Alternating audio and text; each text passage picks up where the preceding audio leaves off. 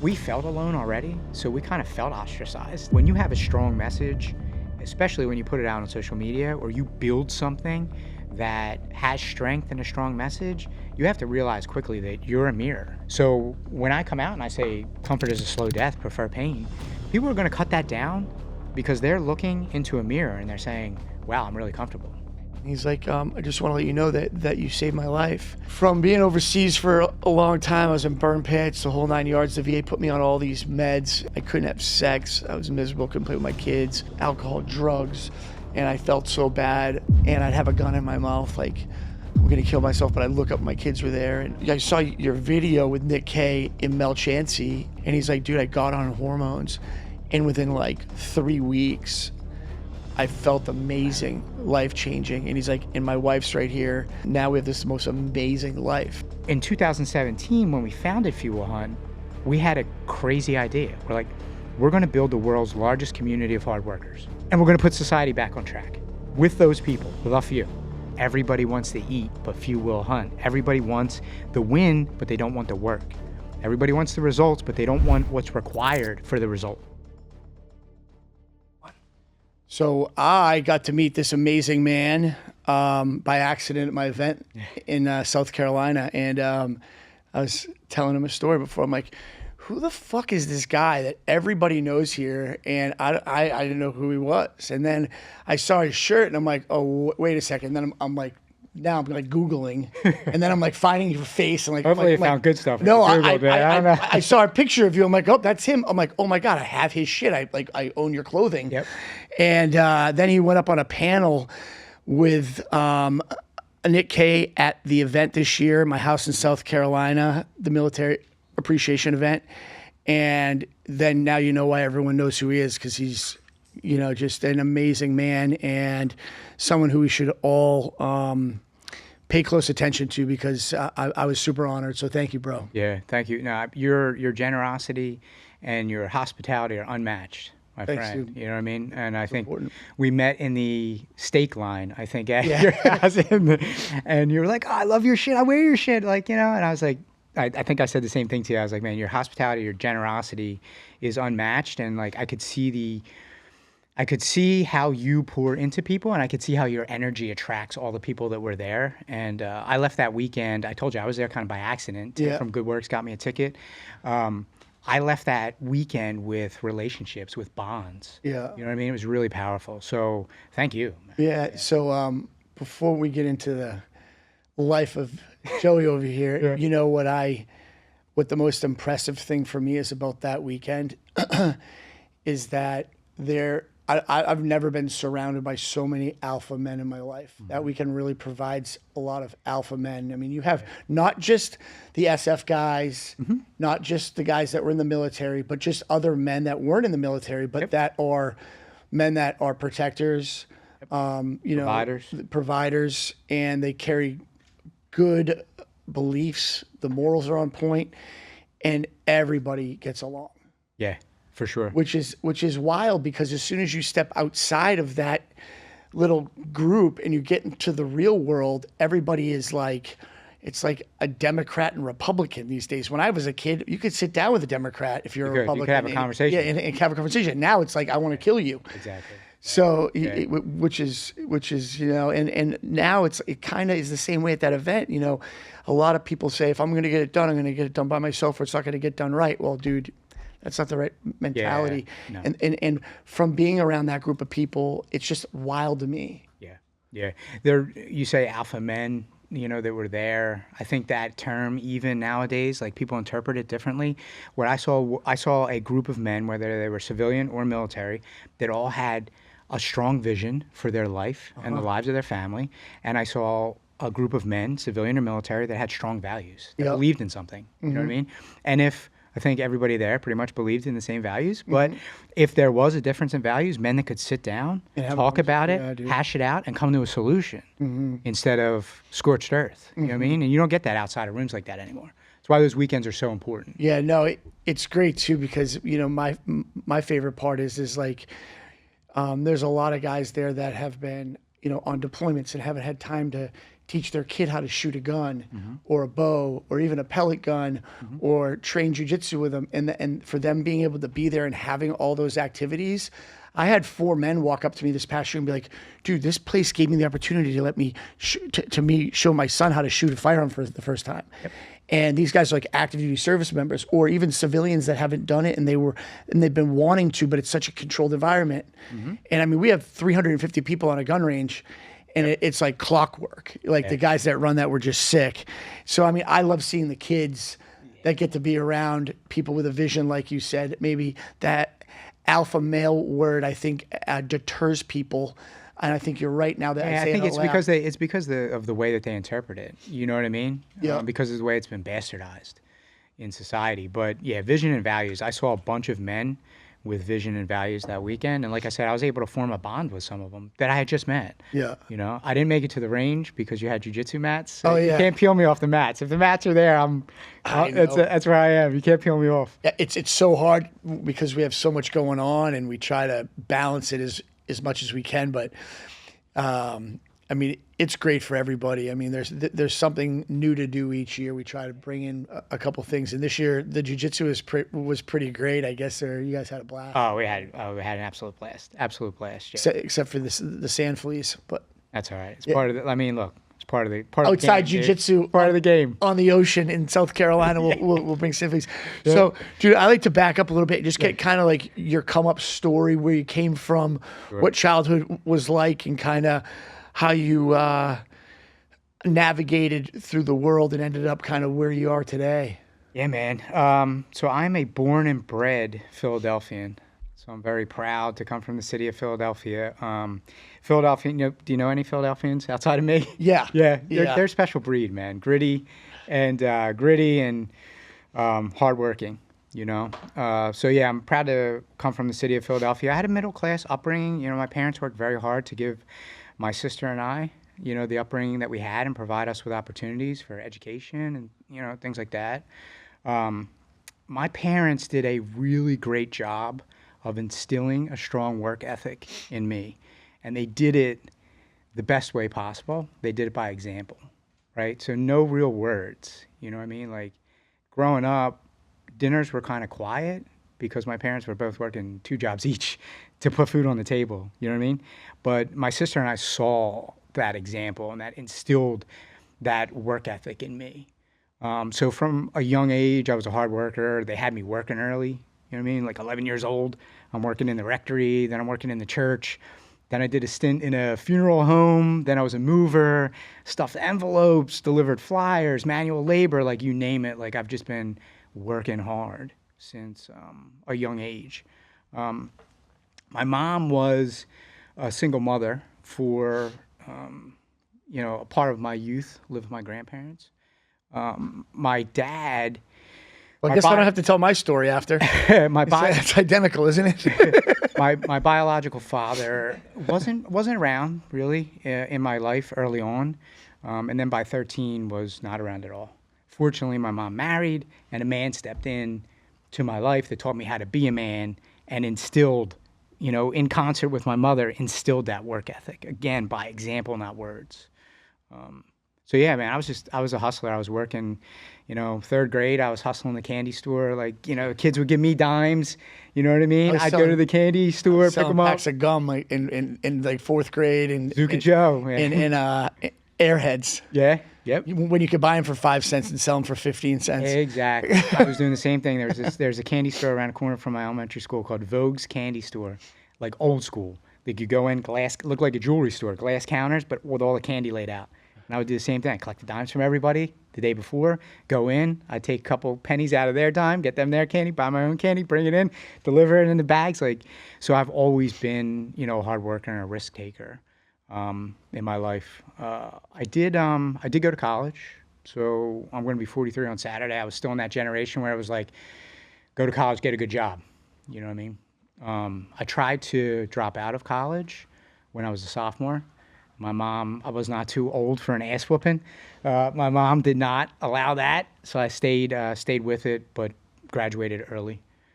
Again, just like, you know, put my head down, worked. I wanted out of there as soon as possible so I could get in the real world. What'd you go to school for? Technology, actually. So my background, like pre-Fuel Hunt, I was architecting and building custom software.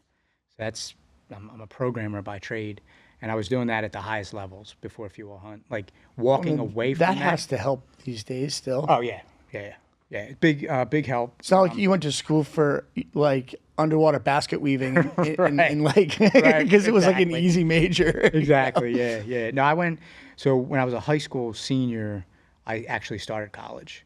So I used to go to college in the morning, and then I would go back to high school in the afternoon. So I was building credits when I was a senior in high school. So by the time I got to college, I was like, I need to get out of here as soon as possible. I need to get in the real world.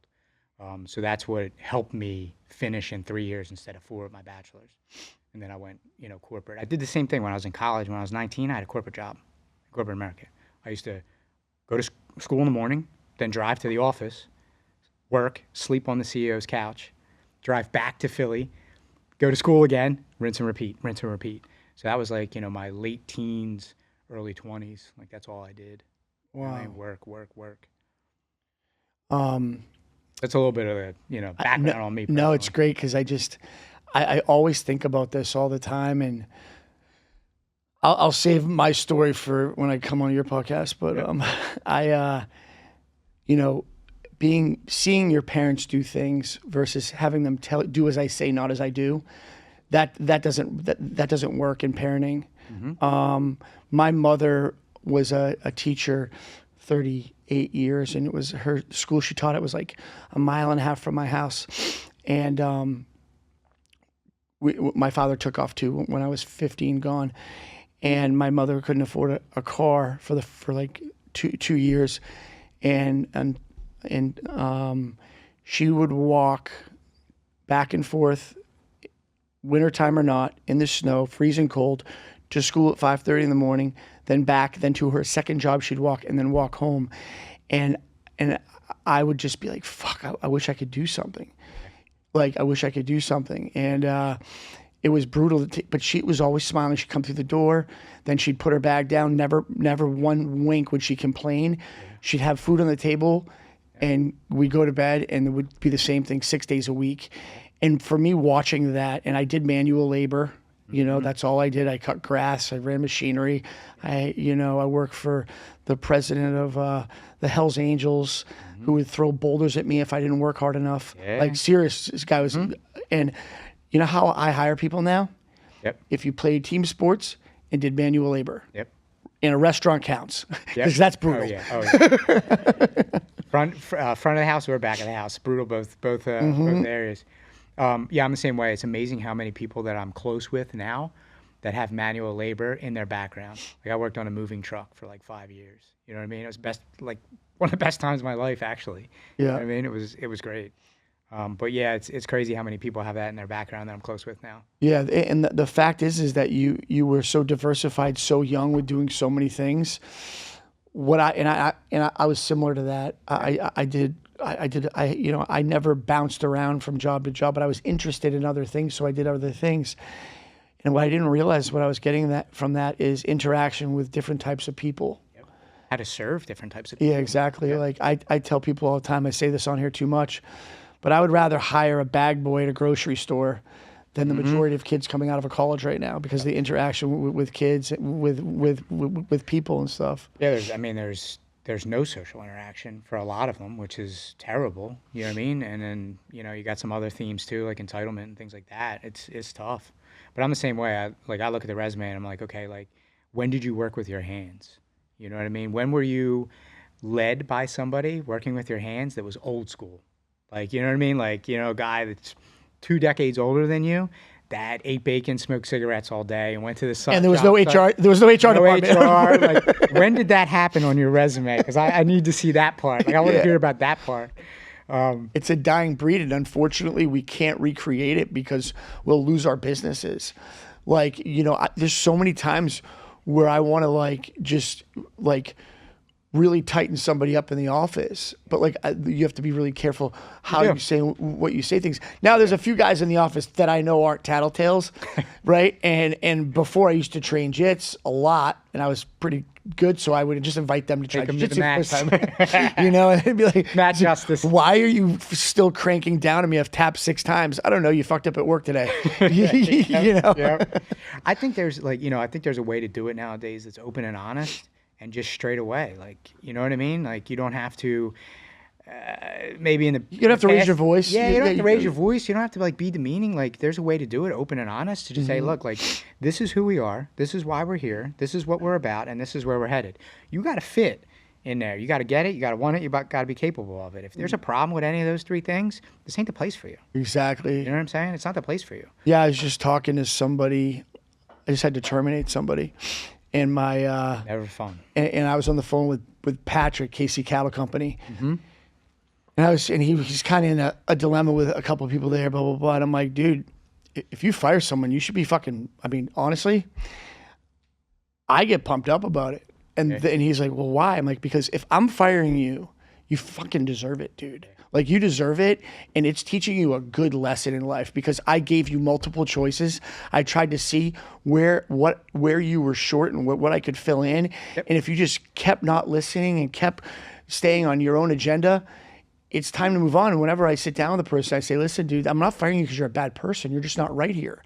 And this is why. The fit thing. And then I take him to lunch 2 weeks later, like clockwork. Every time I ask him to go to lunch and sit down and talk to them and try to, you know, help them along in the next part of their journey.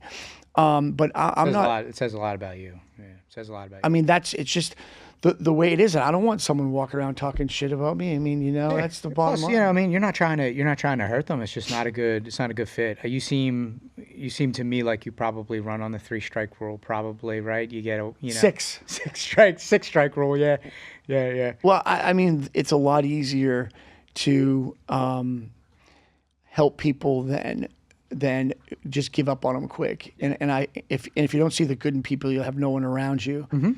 You know, our average staff member's been with Core 9.5 years. We have 77 employees. 20% have been with us for over 12 years. And the thing is, you know, whether it's the person answering the phone or someone in the leadership, having to get rid of someone, it's a real reset. Yeah. And then you have a new personality coming in you got to worry about. Oh, yeah. Oh, for sure. Yeah, new personality. And then you got to, you know, that personality has to gel with everybody else and the processes and, you know, all that. Yeah. So I am like super pumped actually to have you on this podcast because I have a feeling you're a lot like me. If someone said to you 10, 12, 14 years ago, I don't know when you started exactly this company, and said that you'd be the owner of Fuel Hunt and you'd have all this going on and be a household name, and have so many people like for me, all the guys I grew up with are like, what, like how the hell did he end up there? Yeah. And like I can't really answer that question, right? I could just say I was passionate about it, and it made sense, and I just drove hard, and I love it, right?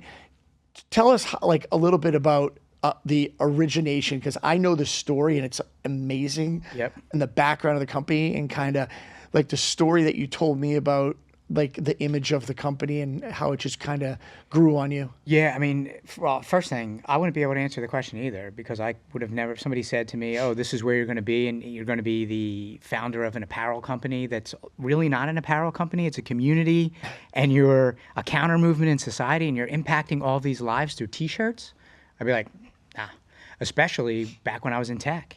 Because I had a different mindset then, you know what I mean? I was building tech for pharma, I was building tech to calibrate machines, it's a completely different world. You know what I mean? So we founded in 2017. So it's been a journey, right? Like, you know, we're far along. My cousin Drew and I founded Fuel Hunt. So Drew is 10 years younger than me.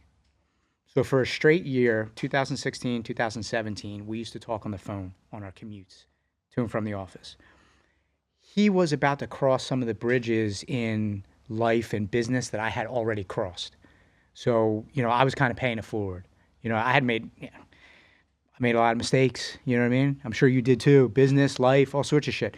So I was taking that as an opportunity to pay it forward. He knew I was an entrepreneur. You know what I mean? He wanted to be one. He was in sales, which is basically entrepreneur anyway. So we used to talk.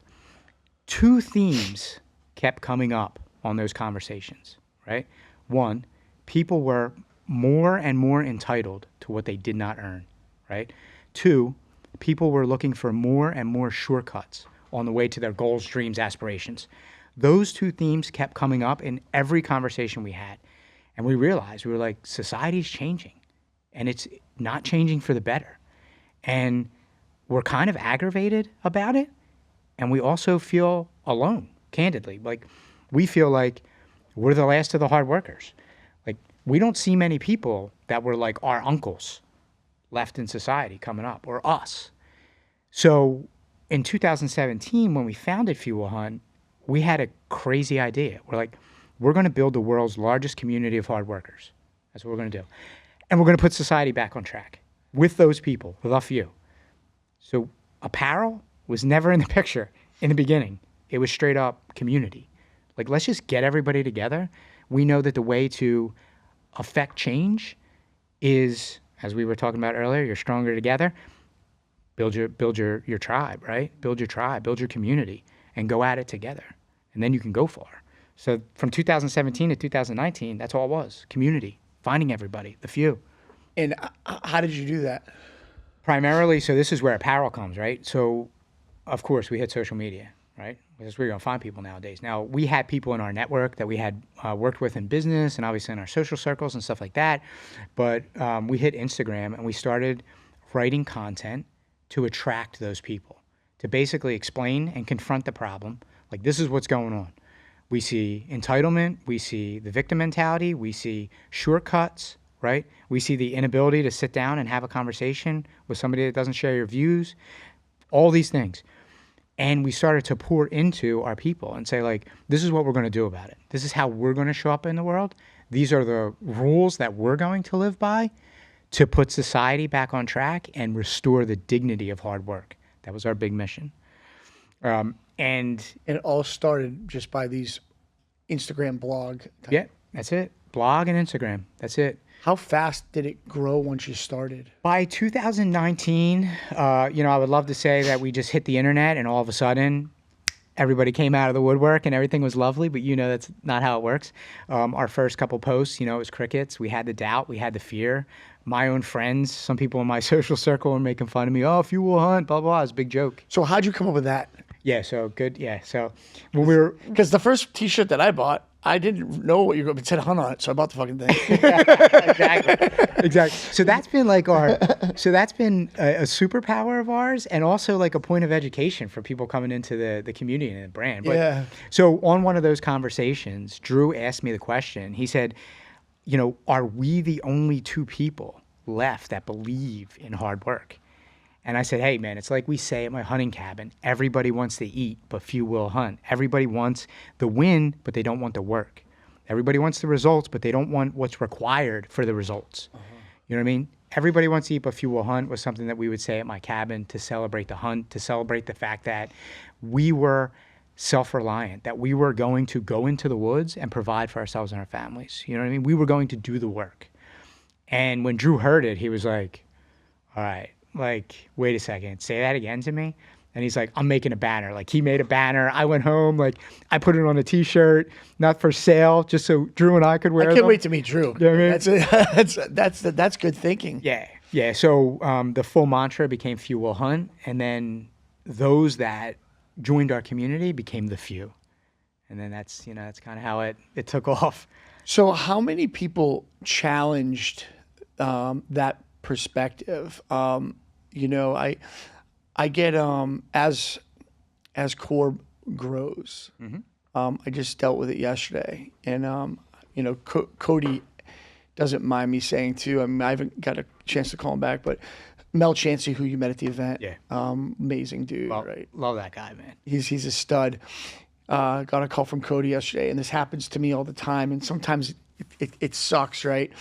I'm very verbal in letting people know how hard it is to do what guys like you and I and a lot of other men do on a daily basis. And I get the, oh, you were just lucky. Oh, it was just timing. Timing is, especially the people that knew me back when I was not an honest, hardworking businessman. I was a guy cutting corners, selling drugs, living a dirty lifestyle. It was just, I look back on it, but it was my journey. Yeah. And people would come out of the woodwork and be like, oh, I remembered you back when you were, doing this, that, and the other. And, and I own that, right? It's not like I don't let people know that. All of our patients see this podcast. They all know where I came from. Sure.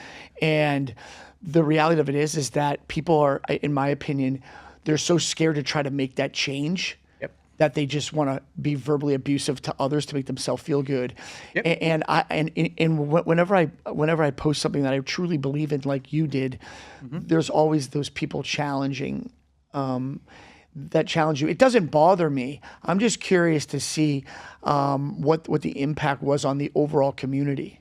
Yeah, I mean, fortunately, we had numbers. Like we felt alone already, so we kind of felt ostracized. You know what I'm saying? Oh yeah, you had nowhere to go. So when people came out of the woodwork and they started cutting down our messages and our lifestyle, we were like, yeah, okay, well, it's for the few anyway, and there's a couple thousand of us now, so we're just going to hang out with these people. We're going to do what we do, which is restore the dignity of hard work, and you can do your thing. You have to be, when you have a strong message, especially when you put it out on social media or you build something that has strength and a strong message, you have to realize quickly that you're a mirror.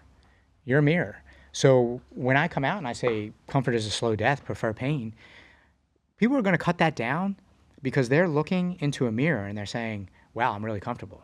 You know what I mean? And it's affected my life in these ways. You know what I mean? And they're not ready, like you said, to make that change, to admit that truth, to take ownership.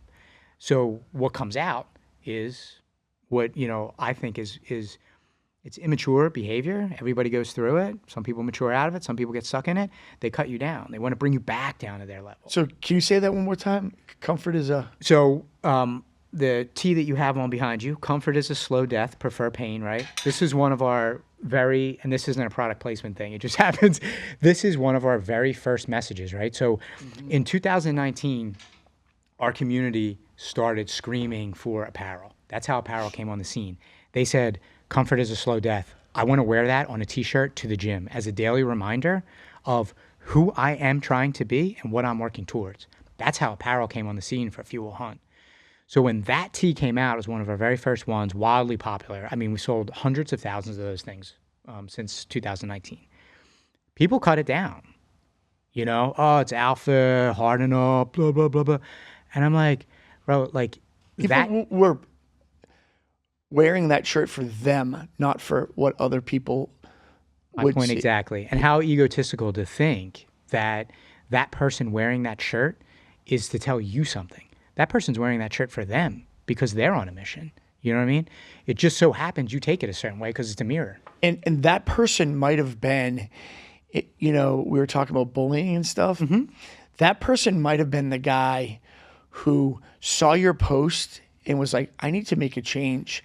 He might have been in that rinse and repeat lifestyle of that comfort of getting up in the morning at 7, eating his Cheerios, not going to the gym, going to work, sitting in a cubicle, absolutely miserable, getting out of work, having no friends, not going to a jits gym, not training at a gym.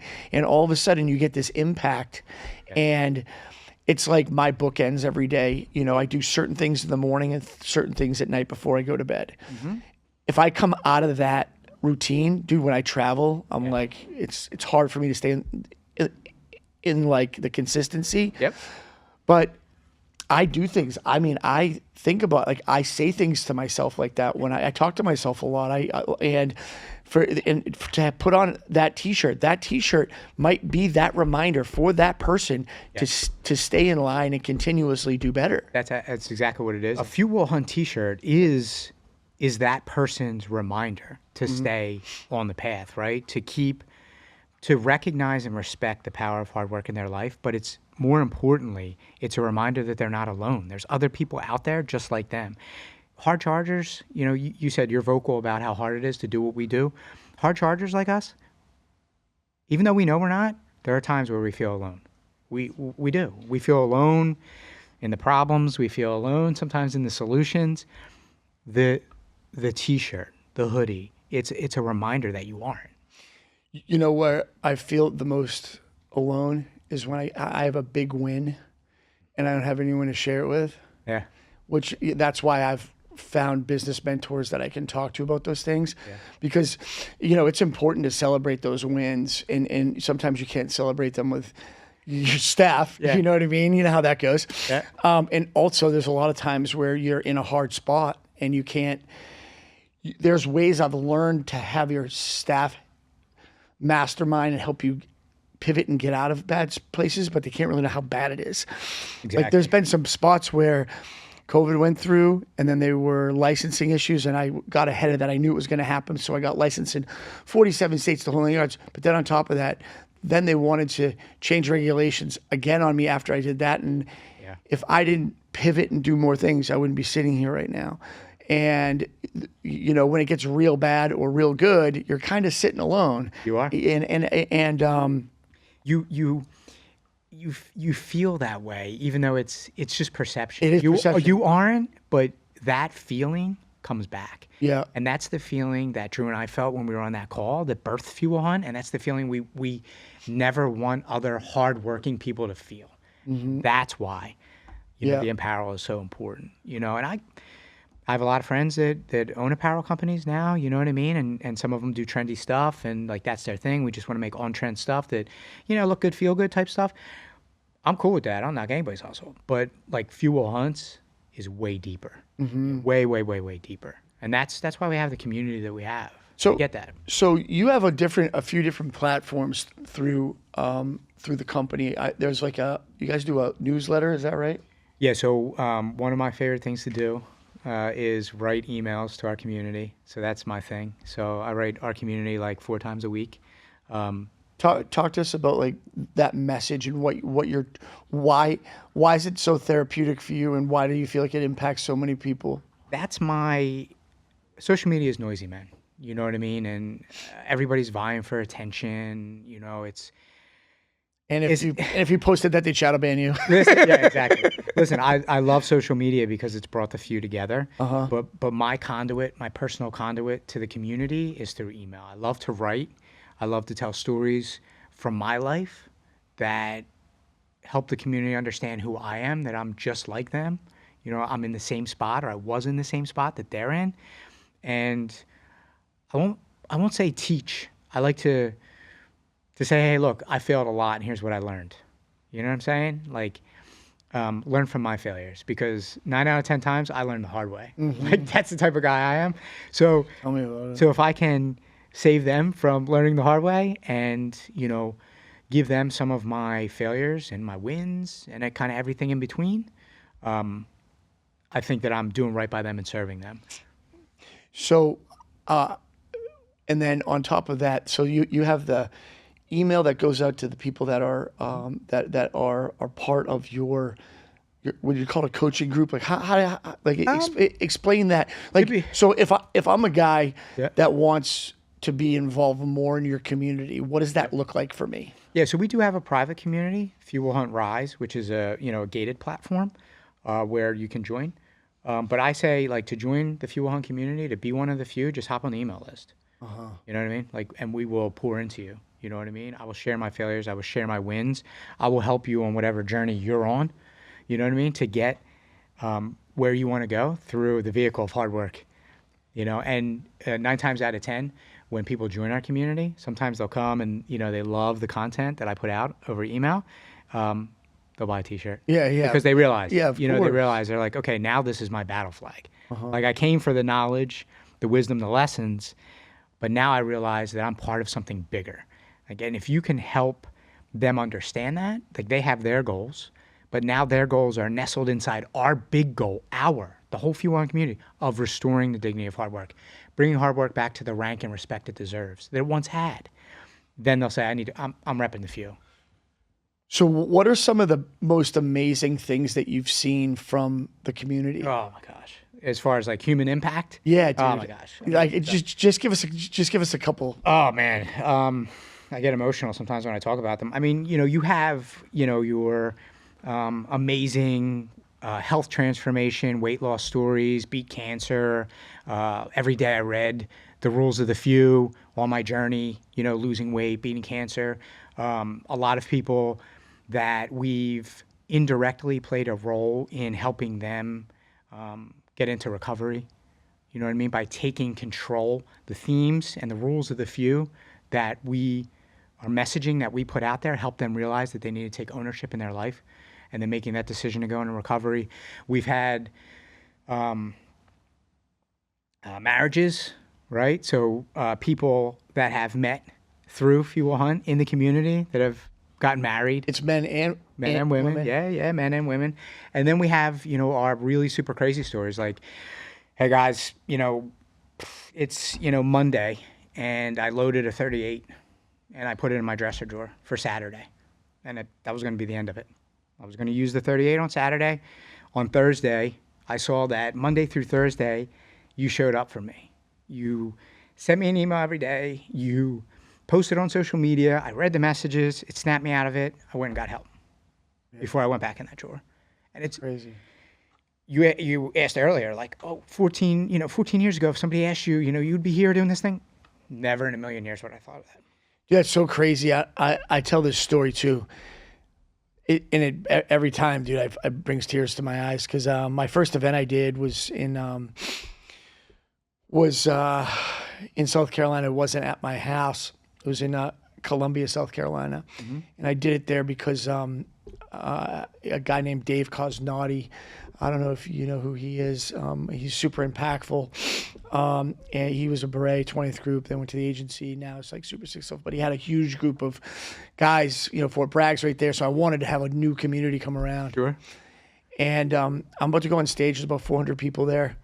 And it's such a similar story. And this guy's like, Sid, I really want to talk to you. It's like 10 minutes. And I do a breathing exercise before I speak every single time. Rob Daniels, I don't know if you've met Rob. Yeah. Just hired him full time as a breath coach, and I breathe and I slow myself down because it's when you get on that stage in front of people, it goes one of two ways, good or bad, right? Yeah, there's no between. There's no between. I just did a 600. I did a keynote in front of 600. Didn't have my deck. And I thought about it, and I was like, "Oh, this is gonna be a bad one." Yeah. But I tapped into the breathing, and I just evened myself out. Dude, it's amazing, man. It's the power of that is insane. Yeah. And it's built in. It is. It's dude. Built in. I mean, it's real life, dude. And it's like it's changed my dynamic on a lot of things. And so I get this guy who walks up to me, and he's like, "Sid, I really need to talk to you." And I'm like, well, I'll be done speaking. He's like, no, dude, when you're done speaking, the whole room's going to want to talk to you. I've been trying to get you. I'm like, all right, dude, what's up? And he walks up to me with his wife. Yeah. And I'm like, what's going on, man? And he's like, I just want to let you know that you saved my life. And I was like, well, how'd that happen? And he's like, what's going on? He's like, well, this is, so-and-so. His wife is standing there. He's got 2 or 3 kids standing off to the side. He's like, I just got back from being overseas for a long time. I was in burn pits, the whole 9 yards. The VA put me on all these meds, as you know how that freaking goes. I do. And he goes to me, he's like, I couldn't have sex. I was miserable, couldn't play with my kids, and alcohol, drugs. And I felt so bad that I was depriving my wife of sex. I didn't want her to leave me. So I was forcing her to have sex with a friend of mine. And I'd go in the guest room, and she strategically had pictures up all around. And I'd have a gun in my mouth, like, I'm going to kill myself. But I'd look up, my kids were there, and I could hear my wife having sex. And I was like, what the fuck? And he's like, dude, I saw your video with Nick Kay and Mel Chansey, and which has gone viral. There's like 7 million views. We did the video 6 years ago. Just as you said, it still grows 1 million a year. Yeah. Like, it's crazy. Yep. And then he got Nick's book, which is an amazing book. It saved a lot of lives. I have a lot of stories about that book that are mind-blowing. And he's like, dude, I got on hormones. And within like 3 weeks, I felt amazing, life-changing. And he's like, and my wife's right here. And she's like, I didn't want to do that to my husband. He forced me to do that. It was like rape every time. And now we have this most amazing life. And I'm just sitting there, dude, in tears are pouring down Yeah. my face. And I'm like, dude, I got to go on stage right now. And he's Time like, to well, dial if in you want, the you dream. can tell the story. I'm like, bro, there's no way Yeah, I'm doing that on no. stage right now. But You need to prep for that. But I wish I could tell a story because I forgot what I was going to talk about, you know? Yeah. But yeah, dude, it's those stories that like keep you super motivated, you know? I tell young guys too, like that have a message, especially people that have a story, right? A strong story and they have a message. I tell them like, put it out there. Put your message out there. What you stand for, start to speak. Don't worry about being judged. Yeah. You know, 100 people might judge you, but they don't matter. There's one person that's going to hear it at the right time and it's going to change their lives. And I mean, that's all that matters is like if you affect one person on every post that you do, that's a huge win. Of course, yeah. So the emails that you send out, are they interactive? Do people reply back or is Yeah. it, okay. I So I sent it's a like reply email on the plane on my way down. You know what I mean? So yeah, I at least once a week I try to do a reply email, Okay. which like decimates my inbox. Yeah. You know what I mean? So I'm like 1,600 replies behind. Well, how But, many people are part of that group right now? on our list, about 100,000 people. Yeah, Phew. yeah. But it's, you know, like from a community standpoint, what better way to get to know somebody? Yeah. You know what I mean? It's great to be in person with somebody, but I can't be in person with a few everywhere. So what better way to get to know somebody than over that written medium where they can kind of open up, you know what I mean? Even if, you know, there's some things that they might feel uncomfortable about talking about in person, you know, so that's on the community side. And then like on the business side of things, right? That's the voice of the customer. You know what I mean? Oh, Like wow. when we make a move that the community doesn't like, they'll reply and they'll tell me. If I write an email that somebody doesn't like, they reply and they tell me. So that's a voice of the customer, right? So it's really bond building on both sides. Well, wow, I never even thought about how impactful that must be. Because super impactful. you're teaching them to voice their opinion, Yes. right? And which they probably haven't. Especially nowadays.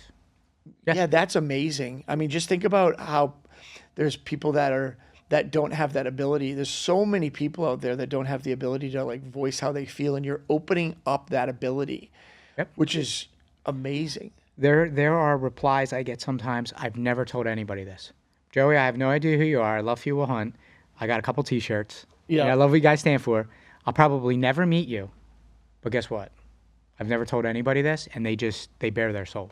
Wow. And the thing is, that's a step. That's not for me. That's not for Fuel Hunt. That's for them. Like they're using their words to process whatever they're going through or have been through. And that's the first step in them changing their circumstances, who they are, making different choices. So, you know, sometimes the haters come, oh, it's just email, bro. And I'm like, it's not though. You know what I mean? It's How not. about the ripple effect of that personality change to the household, like to the kids, like Right. when they start to grow, like Yeah. I mean, just think about that, like that you have this dad or a mom who's just rinse and repeat lifestyle, bored, miserable, not Cube life. not going for a walk after dinner with their family, sitting on the sofa, and then all of a sudden they're in this community of they see all these other people now with this. Yeah, they're not alone. You know what I mean? They're not alone anymore. And also, the beautiful thing is they see all these other people. They realize they're not alone, but they also realize now, well, shit, I'm accountable. Like, you know what I mean? If I'm going to participate in this community, I know that they're going to hold me accountable. They're going to be posting every day. I'm going to meet some people in there. They're going to make sure I'm going for my walks. You know what I mean? At night. So that's the beauty of the whole thing. What is that accountability? So if I were to join the emails, like what does the accountability look like? How do people know where other people are at? So we do have in Rise, we do have a accountability call every Wednesday evening. And it's a small, tight group of the few. And we get on there and we have a format that we follow. We say, okay, look, like, here's my personal or professional win since we spoke last. And then we say, you know, did I do what I said I was going to do the previous week? You know what I mean? And here's what I'm going to do this week. You know what I mean? So there's that little, like, you know, 3-step thing that we all walk through. So that's on like the formal side. But really, I think that the most powerful accountability in our community is when community members meet each other, right? Whether it's virtually or in person, and they form a bond. They're like, hey, look, I know you get me. I get you. We live by the same rules of the few. There's 11 of them, right? We live by the same rules of the few. I feel, and I know this is, buzzword, I feel safe, like letting you know how I'm feeling. You know what I mean? What I'm doing and what I'm not doing. And that person holds them accountable, and then vice versa. Those things go on in the community. I don't even know about all of them. Yeah, I bet. People write in and they're like, "Oh, I've been doing this month's 30 for 30 with a guy that's a big fuel hunt guy. He lives 3 blocks from me. I had no idea. I saw you guys repost him, and I was like, that's the park I go to." And then they start walking together, or they start rucking together. So I'm not even aware of all those type of connections, but I know that ripple effect exists, and that's what we're talking about here. Restoring the dignity of hard work starts in self, right? Self gets connected to other self, ripple effect, and then into society. That's great. I mean, the other side of it too. I don't know if you can relate to this. I'm sure you can. I look back at some of my friends back home I grew up with in Boston, and I'm like, dude, man, there's so much more in this world. Like, it doesn't have to be going out and spending extravagant amount of money and going to Europe, this, that, and the other, but like the guys that just like, they're going to work and then you can find them at the same bar after work and then they're on the sofa at night and then they're just that rinse and repeat like we were just talking about before. I mean, look, I'm from a big city, man. I can relate, in my social circle, in my, high school, you know what I mean? Same people that were townies then are the same people now. And I don't judge. I have empathy. I'm like, man, like the world is such a big place, exactly man. right. You know what I man. mean? My parents, growing up, blue collar, middle class, they did a good job of putting me in places that helped me see that early. So like, I worked in the church. I told you, I worked in the church. I worked in the funeral home. I was getting paid cash under the table. You know what I mean? I was setting up for mass, right? And then I was picking up bodies and I was detailing hearses. Like that's what I was doing, right? Getting paid under the table. My mom took the cash, put it in the bank for me. When I was a sophomore in high school, my Italian teacher, right? So my mom's Sicilian. He was running like a off the books trip over the summer to Italy, right? Dude, my parents never been out the country. Dude, they've barely been out of the state. Yeah. But my mom was like, look, like we've been socking away some of that cash from you working at the church and you working at the funeral home. Without you even knowing. You're going to Europe. So now I'm like 15 going to Italy for 10 days, right? I've never been outside of Philadelphia. I go there and I'm like, oh my God, literally, like the world. There's different people. There's different. So Scenery, everything. they did a good job. Plus, like over there, like Philadelphia, 1700s, 1600s, whatever. Yeah. Over there is a whole different ballgame. Like you get to really look back in time. Uh-huh. So they did a good job of placing me in positions like that to open my world up, so that then when I got to corporate, I'm 23, and I'm in rooms with guys, all the guys and the women that are in rooms twice my age. I'm the youngest dude in there. You know what I mean? Presenting, sitting on the, balcony at Santa Monica Pier with like people that I had no business being at a table with. That young, it really opened up my mind to like what was possible for me and others. The other side too of that coin is like my wife is like amazing about this. Like she knows like I had a hard come up with my dad taking off, and I didn't really have a big family. It was like me, my mom, and then I moved to Florida and I was completely solo here. And so my uncle that you met at the event, Jimmy. Uncle Ray, you met, okay, yeah, and then yeah. Jimmy's basically my uncle too. The dude saved my life, and my Uncle Ray was like my only family member. So like I had this group of guys that I was like so tight with, down here. And my wife understands that like I need men in my life. And, she's, when I'm going through it, I'll come home and she'll be like, get your bow and go hunting, like get out of the house, and she's super cool. But I think the other thing that there's a huge lack in the community right now is what you're filling this void in is providing men, a group of men, and women, a group of women, and also combining them both together and showing unity. Yeah. And I think there's a lot of lack in that, and it makes life a lot harder when you feel alone. Oh, absolutely, man. And not everybody in the fuel hunt community shares the same political opinions or religious opinions. Like, That's the interesting thing about us. We're very diverse, but everybody in the community can agree on values, which then brings people to the table to have conversations. And I take a lot of pride in that because it would be easy for us to just assemble all the people that thought exactly the way we do. Like, that's not us. Like, does the majority of our community think probably one way similarly? Yes. But we're pretty diverse in the fact that, like, we all think first principles: hard work, service to others, freedom.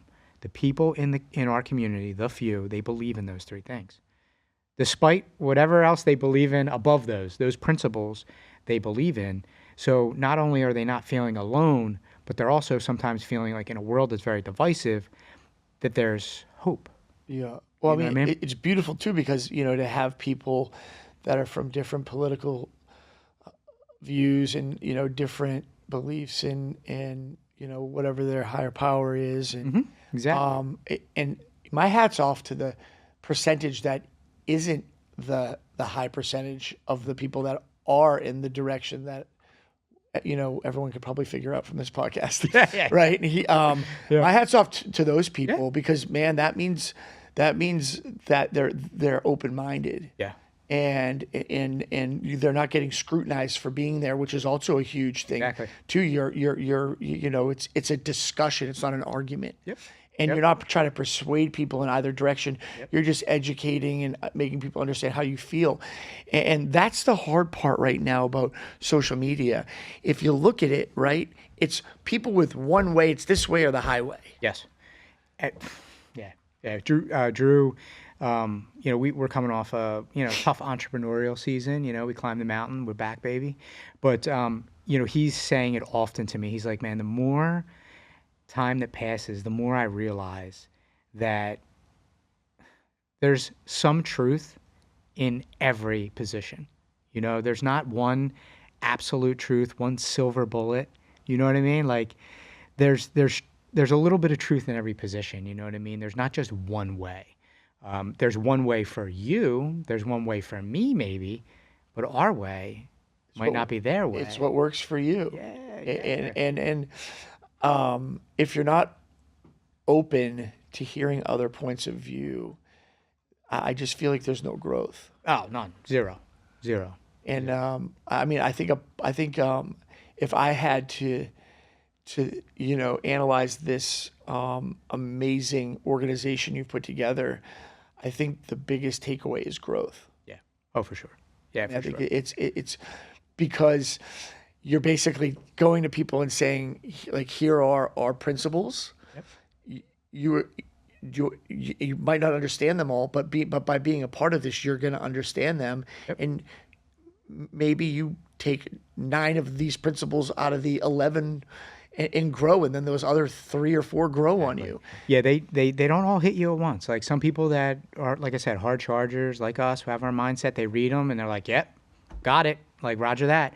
But some hit people at different times, I have lifelong, to lightly touch on political, I have lifelong Democrats or liberals that write me over email, and they say, hey, I just started BJJ. This is an actual story. Hey, just started BJJ. Was Googling for rash guards. Your company came up. I liked one of the designs, but then I started to read what you guys were about, and I was like, nah, doesn't seem like it aligns with my political beliefs. Joined the email list anyway. Started getting your emails. Read them for a couple weeks, quickly realized what you guys are about and the first principles that you promote and what the rules of the few mean. And he's like, hey, we may not agree on everything politically or religiously, but I bought the rash guard because I support what you stand for. And I'm like, fuck yeah, dude. That's what I'm talking about. You know what I mean? Like, bringing people together on first principles is going to get all of us to where we want to go. I mean, it's a real shame that you got to work that hard because of someone's political views. Mm-hmm. But it's also beautiful because, like I was saying before, we could. When I was a kid, I grew up in Boston. Everyone was a Democrat. Yeah. Everybody, and I live in Center City, Philly, but I'm a unicorn there, dude. And if but you could still sit down and have a meal with somebody. It didn't make a difference at all. But I mean, it just didn't make a difference. Yeah. And then now in the last, I'd say, 10 years, it's divided the country. And That's just by design, man.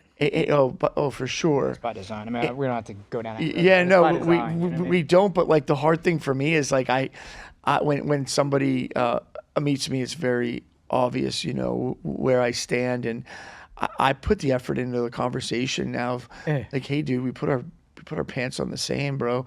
Our kids go to the same We school. want the same thing. We in want life. the same thing. Yeah, like all we want is our kids to grow up happy, healthy, and a good and with good morals. Yeah. Like, Yeah. what difference does it make on what button I push at the fucking in the Yeah. voting room? You know what I mean? Yeah. And Yeah, if we all work together on that level, we'd all be pushing different buttons because the system would be changed. Exactly. I really think so. We take when it comes to building community at Fuel Hunt, we take it serious, and it's strategic and it's scientific. Like the way we go about bringing people together. It's not by accident. so the rise, right? The rise. Do you put on in-person events for that, or is it all? We've done a few in-person events. We've done what I call the Few Fest. It didn't bring out a ton of people, good amount, Yeah, like yeah. anywhere, 10, 15 people sometimes, which is basically a 500. Sometimes that's better. Yeah, it brings out the people that are crazy like me. Yeah, good. So Well, I'll come next time. yeah, so we did we did a Few Fest, which is 500 reps in the gym at HQ. Then we go on a 17-mile ruck from HQ to the Liberty Bell and back. And then we do another 500 reps in the gym on the back end. So we do this Few Fest, and we do it a couple times a year. But other than that, we haven't really done any big in-person stuff. A lot of the in-person stuff that I do is at other people's events, honestly, Yeah. like speaking, or we'll set up a booth, or stuff like that. Yeah, and then what is so? If you are a part of that division of the few, Yep.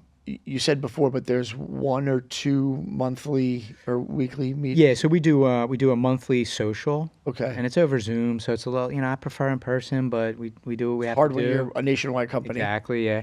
So we do a monthly social on Zoom, and then we do every Wednesday evening, 6 p.m. Eastern, accountability call. So we do that, and then there's a bunch of gear benefits too that come with that. So you get your gear at a discount, free shipping, first access to new releases, all that good stuff. So it's really Like a Patreon. growth. It's Yeah. growth and gear. Like Nice. That's what we call it, right? So you hit the nail on the head when you said if you distill everything down, Fuel Hunt is really about growth. Like the few, they all have 3 things in common.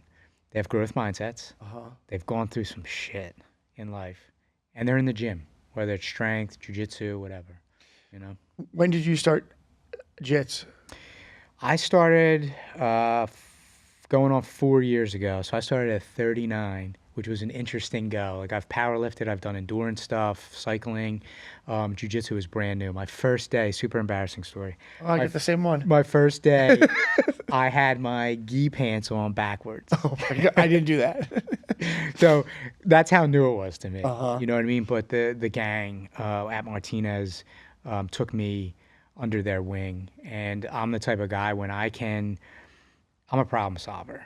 I love doing hard shit, right? So like when I first got on the mats, I was bigger. I was like 210, powerlifting, 140-pound, 22-year-old triangled me, like almost put me out. And I was like, I need to know this. Dude, I have the same story. I took my son to Charles McCarthy's gym in Boynton Beach. He was like 9, and I'm watching him and I'm powerlifting too at the time. I'm like 215, and I get on the mat. I go the next time to no gi, and the head instructor Manny Suarez. I'm still super tight with him. I ended up opening up a gym with him 2 years later. He's like, yeah, I got the big guy with a 5-minute round, tapped out 15 times, and I was like hooked. Yep. Right. And I sat my wife at the time said you were breathing like a bulldog. You were Yeah, like just yeah. like in, but and You then listen for that. and You then, listen and for then and then you're dizzy. Yeah. You don't know what's going on, and then immediately after the first round, I had to sit out because I put all the muscle I had into it. Gassed And then out. Yep. it was wild, man, and it was so humbling, and I was so addicted to it. Jiu-jitsu demands of you everything society tries to suppress in you nowadays. Yep. That's one of the most beautiful things about it. You know what I mean? It's one of the most beautiful things. Chris Dawkins and Kyle Dawkins got me started in jiu-jitsu, and they just opened their own school now, the Forge MMA in Philadelphia. So I'm with them now, and I'm forever indebted to them. You know, I sound like a walking meme. Jiu-jitsu changed my life, but it really did fundamentally, like who I am as a human. It changed me. So in South Florida, the head instructors or the gym owners, when you jump from gym to gym, it's like a big no. They like hate that. Same. Yeah, Same. it's bad. And like, you know, so I used to be able to go, and when I had the gym, and Manny was still fighting. I used to get to go down to like Cyborg's gym in Miami on a Saturday for open mat, and it would be like I was maybe just a blue belt at the time, and you walk in, there was like 25 black belts. Yeah. And you know, you're just like, there was like nowhere to run, nowhere to hide. It was it was a brutal pounding. You can't. Yeah, exactly. You can't avoid it. And you would just be like, you come off the mat that day, and you just would just, I don't know, you just have this feeling inside of like, you wouldn't be discouraged because no one lets you get discouraged. They tap you out and they show you why you just got tapped out. Yep. And I think that's the most beautiful thing about being at the right jiu-jitsu gym, because there's a lot of gyms out there that are transitioning into the karate mentality of spend 2 years, get your blue belt, spend another 2 years, get your purple belt. How many classes have you come to? Okay, that's perfect. Yeah, okay, that's enough. And then the hard part there is when you're traveling and then you go to another gym and you're a blue belt and a white belt tapping you up. You get wrecked. You get wrecked. Yeah, you get wrecked. And you know, we're starting to see that a little bit more and more down here because it's a money grab. And I think the guys that hold their integrity down here end up growing the best community. It's you know, you see this in business, not just jiu-jitsu schools, you know, like you see Exactly where I was going to go. You see it, yeah, Awesome. you see it in business, right? So it's like, you know, instead of saying, okay, retention means give something to someone that they didn't really earn, think of retention as I'm going to pour into this person and make them more capable than they ever thought they could be. Whether they're a white belt for 5 years or whatever, it doesn't. I'm going to pour into this person. I'm going to add value to their life. I'm going to instill confidence in them, community through the gym. That's good. That's what's going to keep them there. You know what I mean? Just because you want them to keep paying their fees, so you're just going to promote them and give them stripes, dude, they're going to ditch you. Like there's no real retention there. Exactly, you know right. What I mean? And the other side too is like, you know, what I love about jiu-jitsu now is that it's kind of dominated and terminated the karate schools down here, at least. Yep. Listen, I did karate as a kid because that's what there was, and I think it's great. I think the beautiful part about jiu-jitsu for kids is that it really teaches them how to learn their body. Yep. And it's really valuable. Yeah. Like we've all seen the video of the like 14-year-old girl with her older brother who's 21 who trains jiu-jitsu. It's like Christmas, and she like arm bars her brother, and her brother's just like, what the fuck? What has she been up to? You know what I mean? He's like out at college or whatever. Yeah. He's like jacked up, and his sister puts him in the arm bar. I'm sure you've seen the video. Yeah. Like, dude, I must have watched that video 500 times. Yeah. I love it. And the thing is you're learning discipline, but there's also a lot of value. Oh, of course. Behind jiu-jitsu. I mean, it's amazing. It's so amazing. I mean, one of the greatest things I like about jiu-jitsu is that it really time collapses between failures. Like failure is so essential in life, solid. right? Failure is essential in life, right? Like your biggest lessons, personal lessons, business lessons, I'm sure that they were on the heels of failure or near failure, right? Same here, right? Same here. What you just the only way it exists. Exactly. Unless you're a lucky sperm cell and you have this huge bank account. Right, you know? right. Jiu-jitsu time collapses that space between failures. Like you're on the mats, you get tapped, you need to go again. You know what I mean? Like you fail, you learn, you go again. You fail, you learn, you go again. There's no, I don't know about you. I still, to this day, I have a failure.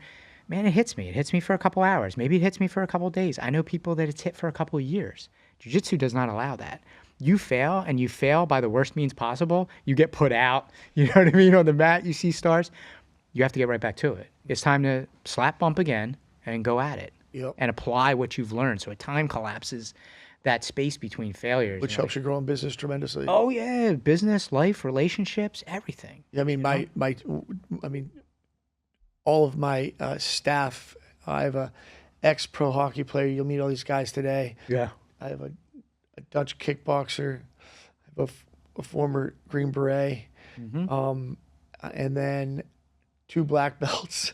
Squad. Like it's a squad. And the thing is like those are the people that you want in your community, because like I don't know about you, but like minus one situation which was well deserved. I did jiu-jitsu starting at the age of 27.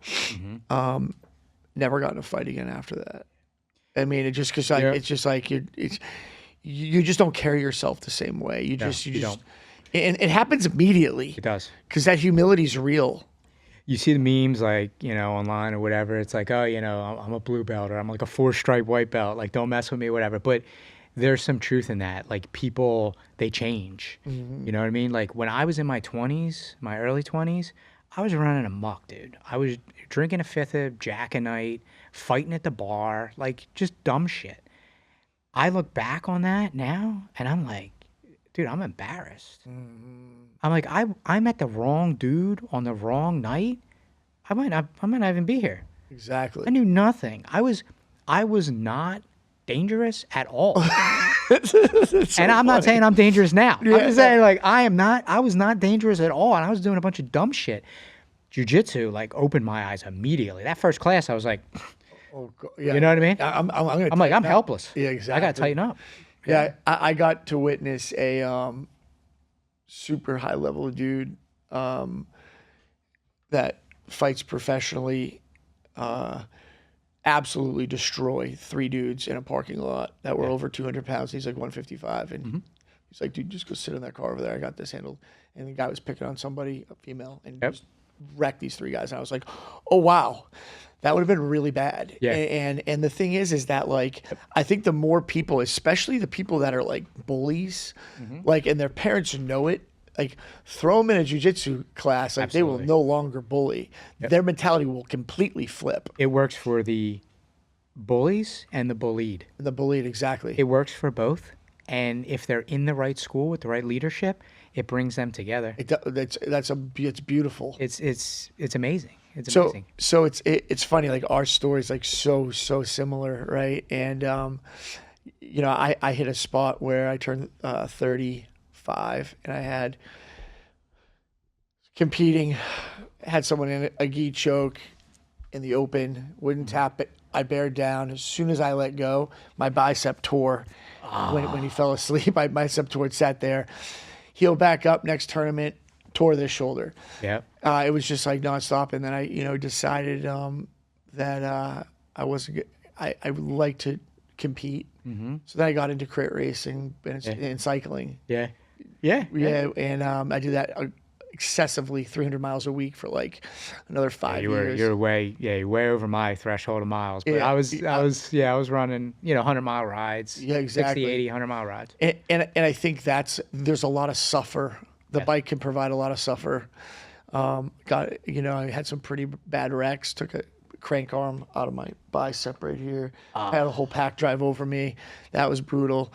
But I compare, and I stopped cycling because it's super dangerous down here. There's no real safe place to ride. But I compared those two sufferfests. It's like really hard to get good on the bike. Yeah. There's a lot of technique involved, and it was another great outlet for me. Yeah. What I'm learning as I get older is if it's something you have never done before, doesn't matter what it is, and you decide you're going to take it on, that's an amazing thing to do in your 40s. Oh, yeah. Oh, absolutely. Yeah, absolutely. And there's a lot of, and this goes all the way back to the story you told about your mom, right? Like what she was going through, everything that she did for you, but she always like smiled through the suffering, Yeah. right? Like Yeah. you never knew, right? Never knew she was hurting. It's the same, thing for me. Like I enjoy a healthy dose of suffering because I know there's smiles on the other side of it for me Yeah. personally. You know what I mean? So the mats give me that, cycling gave me that, to a degree business gives me that. Like I think that testing yourself, especially as you grow older as a man, is necessary. Necessary. What what would you say in the last what do you come on 8 years? Yeah. So what would you say other than like a financial thing? What would you say are some of the hardest things that you've dealt with growing this business that you have now? Most of it, Because I mean, candid, it's finance for everybody. yeah, candidly, it's finance. Yeah, Candidly, it's finance. Margins, margins in apparel are super tough. because you're all Space is American made. we're all American made. Space is crowded. We weren't, which you know, we weren't American made from the gate. It was always a dream of ours to be American made, but we did what we had to do. We kept most of our operation here. We never really fucked around and like made stuff in China. If we did, it was like a really small percentage of stuff, single digits out of the catalog, But in 23, we cut over to fully American made, fightwear and apparel, yeah. So that presented its own host of challenges financially. Outside of that, I think that like most people nowadays, at least young entrepreneurs that I see, they're like, hey, look, I want to make a shitload of money. And there's nothing wrong with that, right? It's great. But that's where they start. And they say, I want to make a shitload of money. Okay, so here's the thing that I'm going to sell to do that. And here's the people that are going to buy the shit. And then somewhere down the road, they say, oh, and this is why I'm doing the whole thing. So it's like a profit, product, people, purpose type thing. We did it in the reverse, right? We knew why we were here. We wanted to restore the dignity of hard work. We had a strong purpose. We knew our people, the few, right? They asked for the product, then the profit came. So we did it in reverse. Now, did that cause its own host of profit challenges? Yes. Do I recommend doing it 100% that way? No, in hindsight. Make sure your numbers are straight. But outside of that, I would say that really it was maybe the story I was telling myself, that I, going all the way back to the beginning of the show when you were saying, if somebody asked you 14 years ago or 7 years ago or 8 years ago that you would be here doing this thing, I would have said no, because I was telling myself a story that it wasn't for me or I wasn't worth it because of X, Y, or Z. I didn't have any value to provide to the world. I didn't have I didn't have a message in my heart that was going to resonate with people. You know what I mean? Like I was telling myself this story. And I think every entrepreneur goes through the process of rewiring and rewiring themselves and rewriting their story to really reach peak potential personally and in business. So I think it was the story really. It would be a personal thing. You know what I love is that your apparel company wasn't even on the map when you started this thing. It was like you were listening to your audience. Voice of the customer. And I'm sitting here thinking, you're doing these, like, you have dope ass jit stuff, man. I wish I still did. Wait till we got 6 new sets coming out that are fire over the next couple months, 2 months. Well, maybe I'll just put it on, wear it around the house, walk around and act like. Yeah, a lot of people wear a lot of the few wear our grappling shorts to the gym. Yeah. No pockets and. Well, you know what I love about it is that like you're bringing people into the community, right? And they might buy this T-shirt back here, right? Yep. And then all of a sudden they're like, man, these guys have a lot of rash guards and no-gi shorts, right? And then they're like, man, there's a huge community that does that. And then they go and do jujitsu. They do. Like it's almost like a backdoor sale to get people to go do jits. They do. Which is crazy. You know what I was thinking? I was like, do you have a library of like suggested jujitsu gyms like across, like? So the reply email that I sent on the plane down here, I was like, hey, anybody got any like jujitsu gym recommendations or strength recommendations in West Palm? I mean, I you can ask me. I got you covered if you want to train today. But I know, right? But because that'd be a sick library to have. Yeah, because you could do some real cross promotion there. So our community, the few have asked for that. They've also asked, interestingly enough, they've asked for a dating app, which we're not going to get. Like, the other thing I learned in business is no shiny objects, right? Like, keep the main thing the main thing. Shout out Bedros, keeps me on point with that. But when I have the few writing in and they're like, we really need like a dating app. I mean, honestly, bro, I got to tell you, like, if you put on a singles event, that would be beautiful. I know. And like right? just an event, if you're single trying to find somebody, you come, you take 20 men, 20 females, you do jujitsu, Yep. you do some, stuff inside the thing. You have a dinner one night. Yep. You keep it alcohol free. Yeah. So it doesn't turn into a no one night stand. I know. Right. Everybody's got full cognitive ability during it. So. Exactly right. I think that's actually great because I mean that's taking it a step further. And I mean, we have this. I have this saying with Core, and we're in this huge movement right now. And I just changed my mentality on it in the last year and a half. Two things. The first thing is this. I was noticing that we were responsible for saving so many marriages because one person had drive, the other didn't. They got on hormones and that drive came through. Or one person got on hormones, the wife needed it, they're older, now they have this great thing put together, but I wasn't seeing that. And then I was also noticing divorces. Mm-hmm. Because the husband, the wife gets on, all of a sudden they're energetic. They want to get off the couch. They want to go to the gym. They want to go to the beach. They want to go for walks. The other person doesn't lose weight. And now there's a resentment in the household. Yep. And then what happens? One of two things, a divorce or the person that's excelling stops and they go right back to where they were. Yeah. So now we have a program to where if a husband signs up, a wife signs up, the other person on board's only for $50. I love that. So because that unity of doing that together helps with so much growth. And then the other thing that we're doing now, because I see a break in healthcare, if you believe that, is that there's so many situations. We found prostate cancer in over 40, 50 men under the age of 40. Mm-hmm. Wouldn't gotten tested until they were 52, right? And that's part of, and we found brain tumors. We run a cancer screening on females, CA-125, it's ovarian cancer screening. We found that 12, 14 cases. Yep. Like it's crazy with young women. Yep. So now what we do is anybody who has a kid that turns 18, we give that kid free blood work. So they get a panel that basically shows where they at the peak of their life. And then we suggest every 2 or 3 years they do that again so that they have a track record. I say put it with their birth certificate.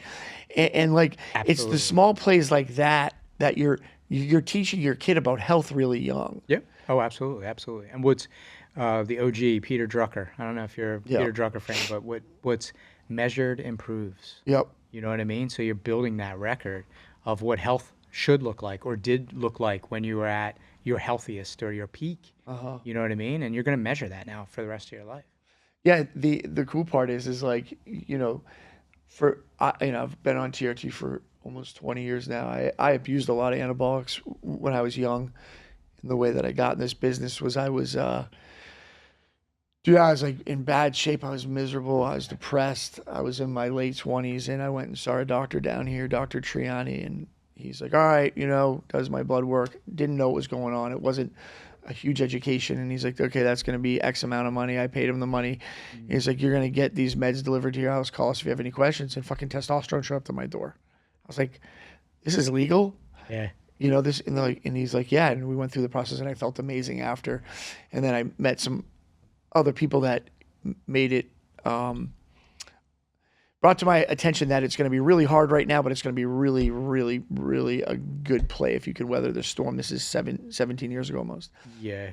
And so I started the company about a year after that. And you had to weather the whole storm you had to weather the clean out, right? I had to, from what I know of your story, that there were other companies that were basically more so like pill mills. Yeah, exactly right. And you had to weather that whole clean out. When they cleaned everybody out, you were left standing because you were doing the right thing. Exactly. Yeah. And on top of that, there was a huge stigma back then on TRT. There was a black box warning on it, which they took off last year. I mean, people call it steroids, right? And the main goal of most clinics is to put testosterone in everyone that comes through their door, and there's other options. Yeah. Right. Of course. And you know what I love is when people come through the door and they get their blood work done for the first time, and then the second time, and then they get in competition with themselves about like, what can I do to get it better? What can I do to get it better? How can I get it more dialed in? And the sad part is the majority of the country has never had extensive blood work done. That cost a couple $100. Yeah. When we talked about the crazy story, how I ended up at Military Appreciation Weekend through Tim and GoodWorks, and both Nick and Tim were like, dude, just get your blood run. You know what I mean? Just get it run. Let's get the panel done. Let's see. You know what I mean? And I'm glad I did. Because like we were talking about, for the show, I feel like a million fucking bucks. Yeah, no, it's great. And like the best part is like we have very similar businesses in a way, and it's you're providing results to somebody that they didn't have before or didn't know where to find it. And like that can be through conversation, that can be through changing your goals in health.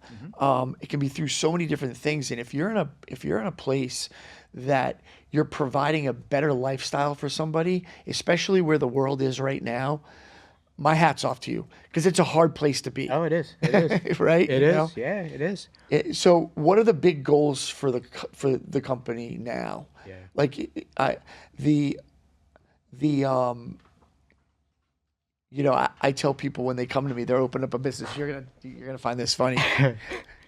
A kid will sit down with me and they'll be like, Mr. Gordon, I'm like, yeah, what's up? He's like, I'll get a call, email from a patient's son. Yeah. The dad will be like, the guy won't listen to me, and he's like a multi-billionaire, right? And you're like, why are you calling me? You know who your dad is, right? Yeah.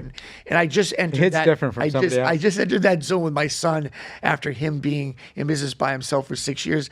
Yeah. Now he's got kicked in the dick a few times. Now he's finally coming to me and like, As it happens. Hey, Dad, can you help me with this one? And it's not just me; it's my Rolodex. I have people that can help you fix it. It's not just me. So I'll get this kid call me and he'll be like, I put this crazy business plan together. Can I show it to you? And he'll sit down with me. He'll go through it, and I'll be like, throw that away. And they'll be like, what? I'm like, dude, as soon as you open the doors to that company, that whole thing, the first day goes out the window. You got to kind of wing it in the beginning. And then as you get to where you are and I am, then the business plan comes into place because you have the foundation. You'd be more strategical. Exactly. But in the beginning, your job is to learn. Your job is to listen to the voice of your people, the customer, and to learn as quickly as possible and course correct as quickly as possible. People wait. They don't start. That's problem number one.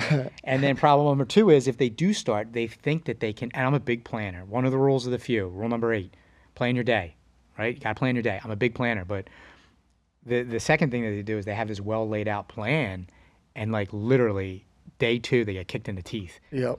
And then they quit.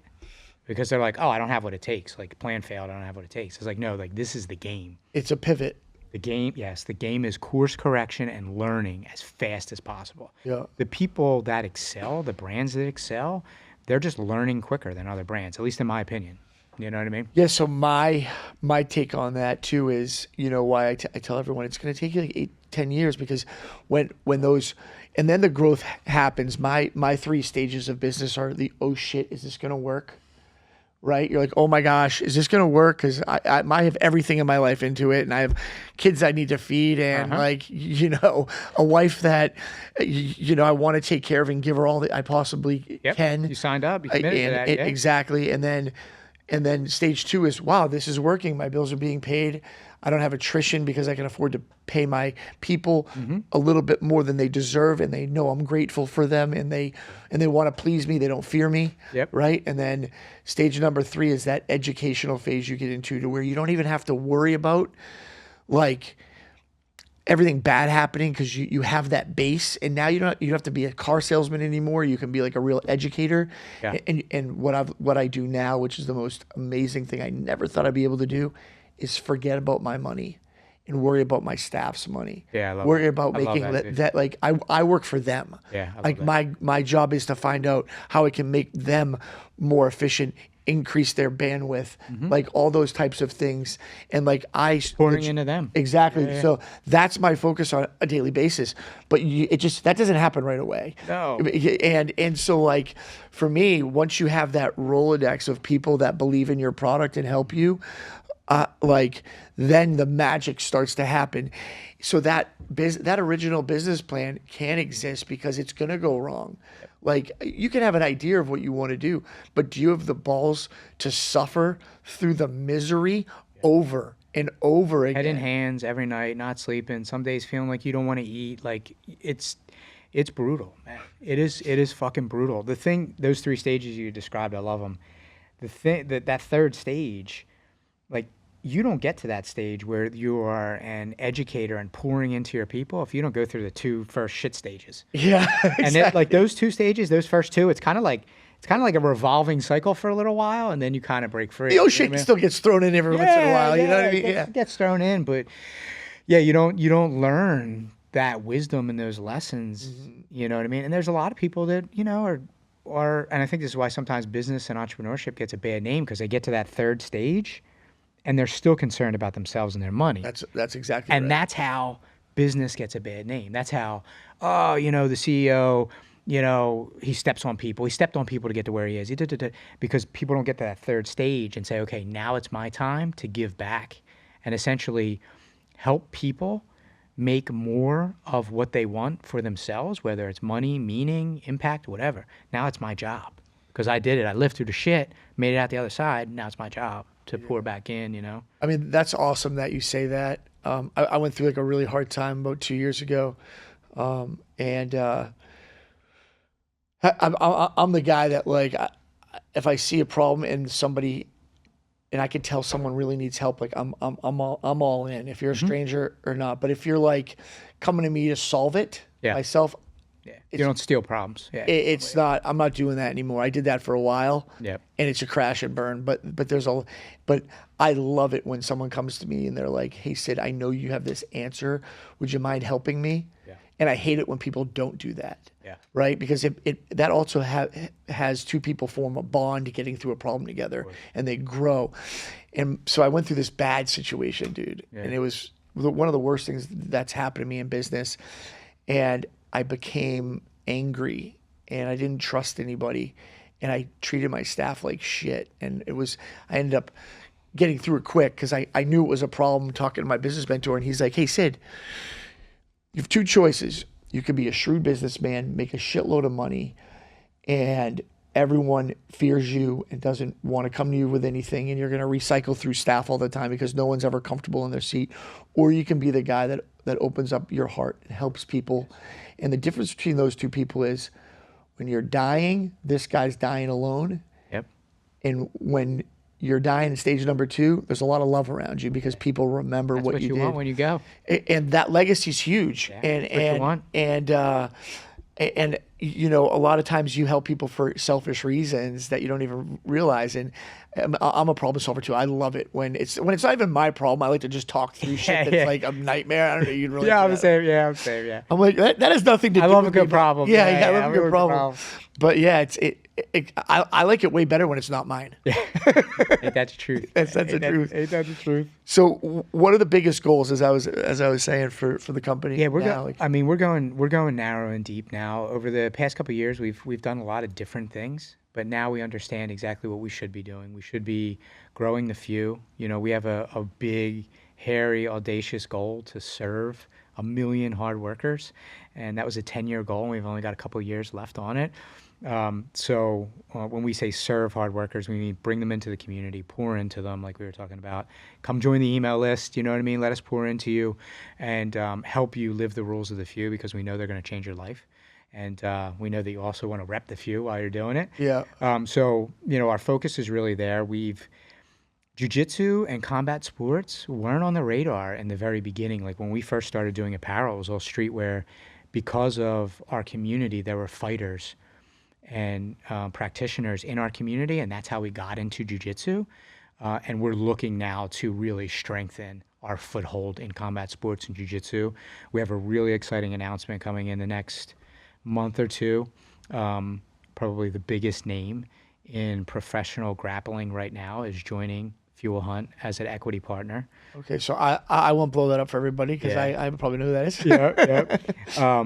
So That's sick. we're looking to lean into that, not only because we make the best American-made fightwear, but also because we see jujitsu's, as we've spoken about, jujitsu's utility in someone's life to make their life and their relationships in their Dude, it lives saves better. lives. Yeah, I mean, it straight up saves lives. I mean, exactly. I'll tell you right now, it does. I mean, I know I can name so many people that would join our gym and be like, dude, Yeah, I was so dead ended. yeah.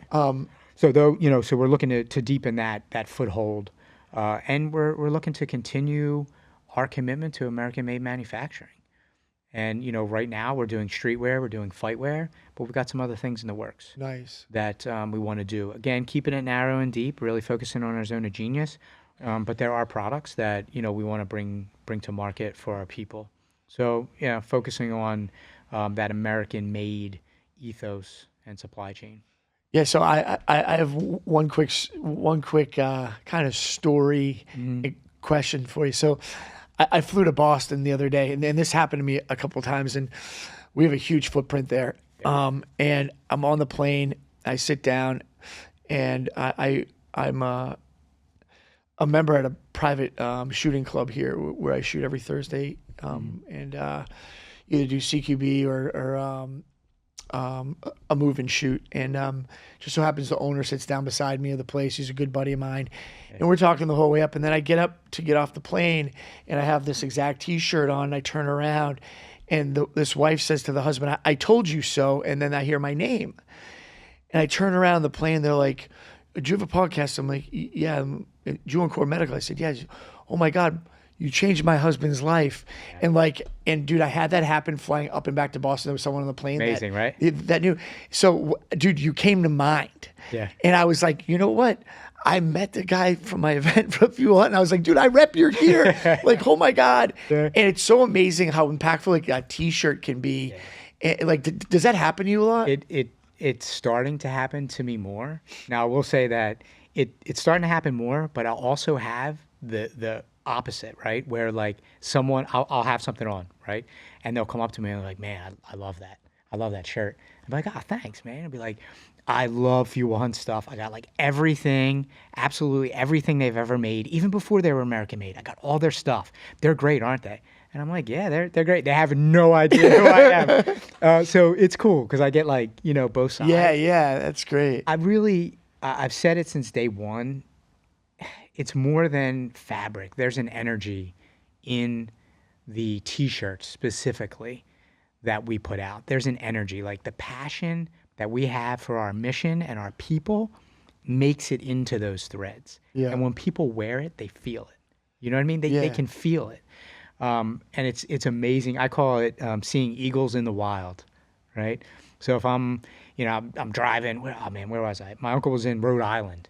He saw a guy wearing a Fuel Hunt. He sends it, texts it to me. You know what I mean? Yeah. I'm driving through Philly. I see someone running on Kelly Drive with a Fuel Hunt T-shirt on. I'm like, those moments are amazing. I'm like, this is amazing. Yeah, I mean, I gave away. So we did a big event. We had a bunch of Core T-shirts that were all left over, but the front was co-branded with a different company. Yeah. And it didn't go so. The event wasn't so great. I got a little bait and switched. Yeah. So I gave like 200 T-shirts to this homeless shelter. Yep. And my wife and I are driving down the street. There's this homeless man with my T-shirt on. Bro, we just had that conversation at HQ this week because we have still some overstock from overseas stuff, fightwear that we made. Yeah. And we were like, oh yeah, we're just gonna donate it. And that like actually ran through my mind. I was like, oh my God, who's gonna like get this? I gotta think about this for a second. You know what I mean? Like, I mean, listen, man, our brand isn't like, your brand, but we kind of do it as a promo, Sure. our gear and stuff. And it's amazing what you've done, dude. I'm super proud of you. And I mean, thanks to you coming to that event and, Nick getting you on stage, because like I really got a good taste of where you're at in life and what you believe in. And the world needs a lot more guys, men like you. And I'm super, super grateful that you made the journey down here for me. Yeah, likewise. I can say the same about you, man. I said in the beginning, your hospitality, your generosity, unmatched. But I see who you have around you, and those type of people aren't just around for the kicks. They're around because of the type of person you are, the type of energy that you give off, how you pour into them, and your mission in the world. So I Yeah. have a lot of respect for you, and I'm like a guppy in business right now compared to you. I aspire to be, Yeah. to where you are. But I appreciate the opportunity to be here to kick it, to share what Fuel Hunt's about, and yeah, man, it's been great. Thanks so much, brother. Yeah, thank you. That's fantastic. Thank you.